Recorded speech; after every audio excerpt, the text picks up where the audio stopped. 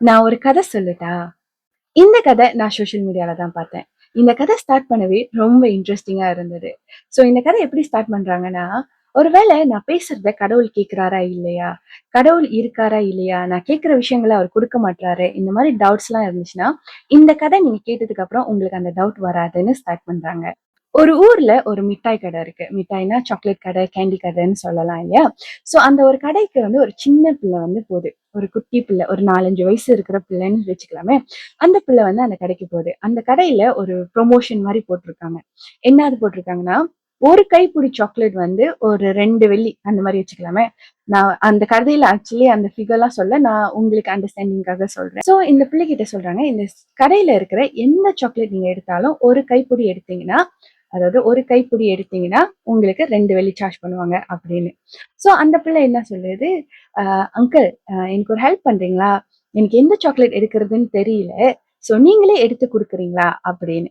So அந்த uncle என்ன பண்றாரு, அந்த கடைக்காரரு அவரு அவருக்கு ஒரு கைப்பிடி எடுத்து அந்த கேர்ள் கிட்ட கொடுக்குறாரு.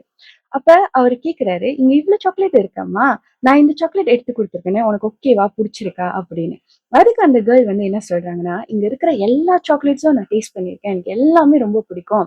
என் கை சின்ன கை. நான் எடுத்தேன்னா கொஞ்சமா தான் வரும். ஸோ உங்க கை பெரிய கை. நீங்க எடுத்து குடுத்தீங்கன்னா எனக்கு நெறைய கிடைக்கும்னு சொல்றாங்க. இந்த கதைக்கும் கடவுளுக்கும் எப்படி ரிலேட்டட்? நம்ம சம்டைம்ஸ் கடவுள்கிட்ட ஒரு சின்ன விஷயம் கேட்போம். ஒரு 5 வெள்ளி கேட்கிறோம்னு வச்சுக்கலாமே. 5 வெள்ளி குடுக்கல, கடவுள் எனக்கு 5 வெள்ளி குடுக்கலன்னு நம்ம ரொம்ப கவலைப்படுவோம். என்ன நான் 5 வெள்ளி கேட்டேன், கடவுள் எனக்கு குடுக்கவே இல்ல. அப்படி 5 வெள்ளிக்கு குறைவா ஒரு 4 வெள்ளி குடுத்துட்டா கூட நம்மளால அக்செப்ட் பண்ணிக்க முடியாது. 5 வெள்ளி குடுக்கல, 5 வெள்ளி குடுக்கலன்னு கவலைப்படுவோம். ஆனா நமக்கு தெரியாது, கடவுள் நமக்காக ஒரு 50,000 வெள்ளிய ரெடி பண்ணிக்கிட்டு இருக்காரு. சோ அதுக்கான ப்ராசஸ் தான் நம்ம இப்ப கோ த்ரூ பண்ணிக்கிட்டு இருக்கோம் அப்படின்னு.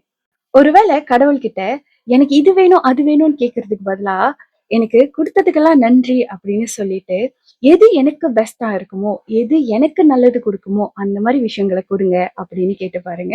மேபி உங்களோட பலன் வேற மாரி கிடைக்கலாம். அடுத்த வீடியோல இன்னொரு ஒரு கதை சொல்றேன். Thank you.